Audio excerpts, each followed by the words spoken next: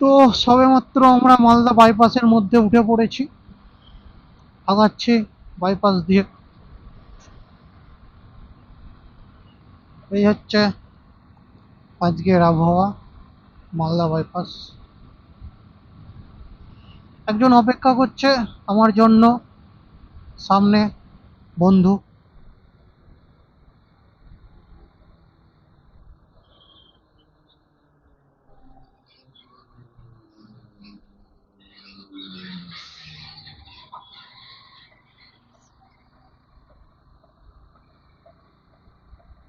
Bream গ্র্যান্ডের ওখানে।